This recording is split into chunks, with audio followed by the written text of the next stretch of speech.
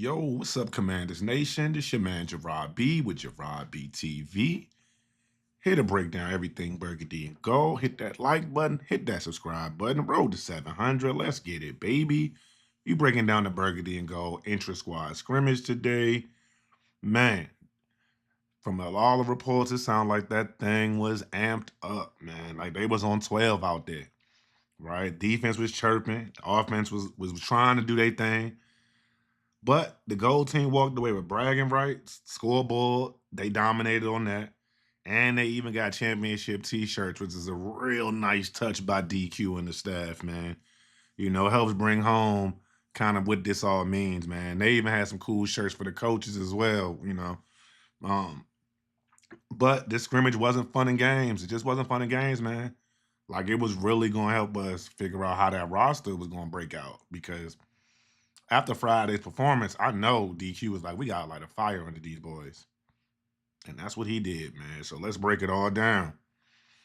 So as I said before, this wasn't your standard 11 on 11, right? DQ split the roster in half.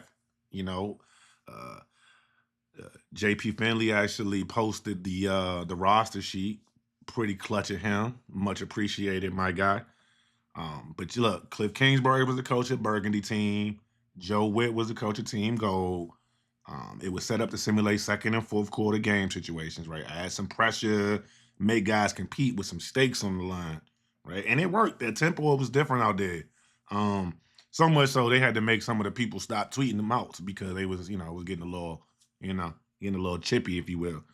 But the chirping, it started early, man. Guys was flying around because in their mind, this was a game. Like Mikey said, this was a faceless, nameless opponent. Dog mentality, man. To Dan Quinn, he called it a development tool. And I have to agree, right? It give everybody a chance to see how these players and even the assistant coaches, right, get to handle how game flow is going to be, momentum swings, and tight moments, right? How you going to react when you get punched in the mouth or you got to do the punching, right? But this was all without really doing any real full contact, right? Still wasn't bringing anybody to the ground. I mean, there was a few pops, though. Right? You did get popped a few times. So, goal won 14-0. As I told you, they dominated the scoreboard.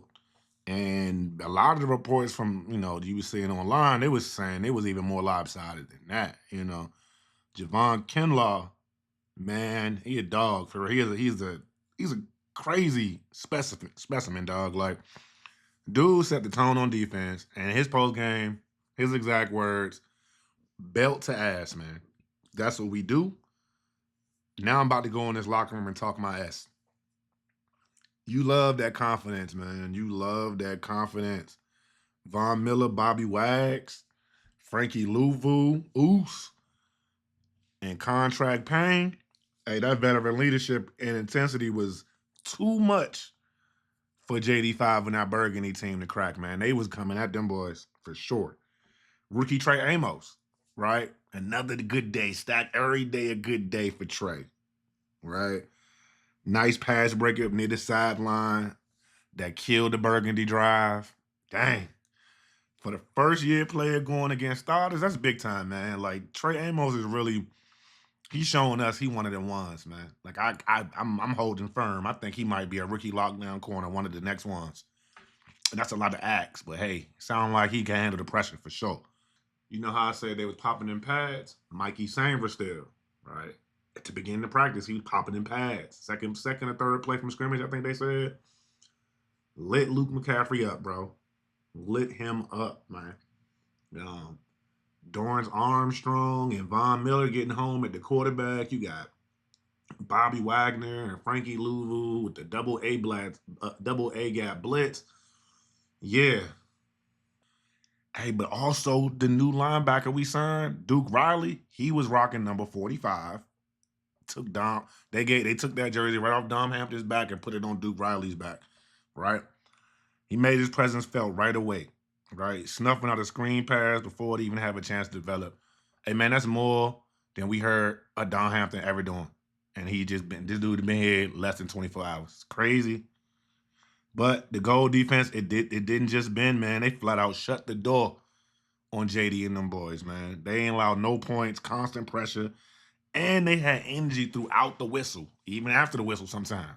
You know? They was hungry. They took that trash talking literal. Okay. Now, with the Burgundy squad, they didn't come away with the win, but they did have some moments worth noting, right? First team offense with JD under center. You got Debo Samuel, Luke McCaffrey, B Rob, and Zach Ertz all on the field together for the first time in this setup, right? So there's chemistry brewing with that lineup there. That's interesting to note. KJ Osborne made a catch of the day for the Burgundy squad. He secured a tough grab on the sideline in traffic. The O-line anchored by Tyler Biotish had nice execution on the screen that sprung Brian Robinson loose for a chunk play. So that's good. Those are two good sightings right there because the interior D-line was dominant today. So the fact that Tyler Biotish was able to carve something out shows he's a gamer. He's a hunter, right? But here's the reality, man. First team offense couldn't crack the first team defense, which we didn't think that was going to be the case. We thought it was going to be the complete opposite. We thought JD5 and it was going to roll them boys. That ain't happened. Ben Sinnott said, we not happy about it, man. We not happy about it. Like, that's all he had to say. That's the mentality you want, man. They frustrated, but they're ready to bounce back. They're ready to get back. They're ready to get their lick back, right? But this is one of the most chattiest practices of camp, man. It was chatty caddies everywhere, right? You had Kinlaw barking, defensive guys letting everyone know who was in control, and you had offensive players firing back, right? You had Jeremy Nichols. He called it a good change of pace to break up some of the monotony of camp, right? And that's what Dan Quinn wanted. He wanted a nice little switch up, especially with the long layover between the last game, the Friday game, and the Monday night game. And 10 days is a long time. But Jeremy Nichols also, I'll be remiss if I didn't say, he definitely said he promised the Burgundy team is not done. So maybe we'll get to see some more iterations of this game prior to the start of the season. I don't know. Maybe. We will see. Safety Jeremy Reeves, he summed it up perfectly. Yeah, we're competing, but at the same time, we're trying to get each other better because I'm going to need that guy when the season starts, right? That's big time, man. That's big time. And Jalen Lane, he said it best. He was asked, who won the game? He said the Commanders won the game. Straight up like that. Because iron sharpens iron, and we the hunters, man. We are not the hunted, man. And they did some hunting today, right? It was good on good. So that's like the sweet spot that Dan Quinn wants, man. Tense competition without crossing the line, right? We don't want to split our team up. We don't want to have like little cliques and things like that. But we want to nail that balance of having competition and also have, good team camaraderie and things of that nature. Because we all one Commanders. You know what I'm saying? We all one Commanders team. So, but we do got to talk about Terry. Terry was in the building today, hooded up, right? On his Darth Vader vibes, chilling, watching practice. Obviously, he in the contract hold in, you know what I'm saying? But listen, they called him chatting it up with Adam Peters. I know y'all done seen the reports and things of that nature. Everybody talking about it. What does it mean? Is a deal done? And we just don't know about it. Maybe because they want to see what these other guys got. My conspiracy theory is that Terry be practicing with JD in a bubble. While before everybody get there, I'm saying when everybody get there, he go into the training room for his pup workout on his quote unquote ankle, right? That's what I think is going on. And I think when they practicing, he up in the suite somewhere just watching, chilling, doing what he do, talking to Adam Peters, trying to get this deal done. If they ain't already got it done, because I'm thinking they got that thing done already. But listen, for us as a fan base, man, we hungry for good news, man. And that was a good breadcrumb for the soul, baby. We needed that, right? Terry, we need you, baby. 1-7, we need you back in the building. Because the wide receiver core, the offense for real ain't really popping once it get closer to the red. Like Terry is a red zone demon with JD. And you can tell that without Terry, yeah, he having a little harder time in that red zone, especially when they're not allowing him to run. Right, running isn't an option in practice, not for an elite like him. So let's talk about who sat out right quick, right? As competitive as it was, still had 9 players that sat out, right? You had Marcus Mariota. He still ain't practiced and God knows how long, right? That's a situation we might need to start monitoring, to be honest with you. Sam Cosmi. That's also very interesting because we know Sam ain't nowhere near ready to. You can leave him off the list right now, man. He ain't practicing, right? And they got to learn. Look. They got Noah Brown was out. I'm like, we know that. We know that. They just be telling us everybody that we know out. We know Noah Brown's still out, and it's one of them things where it's like, man, listen, is is he really injured goods at this point, or are we taking care of him now so that he can last longer during the season? That's what I want to know about Noah Brown.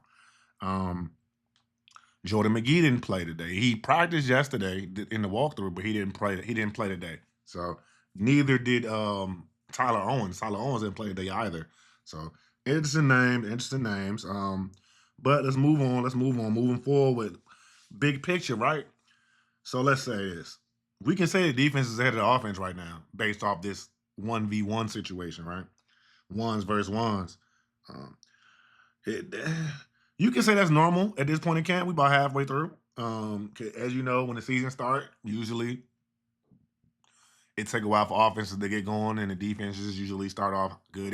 Hot anyway. So we should see. But the offense did have some flashes.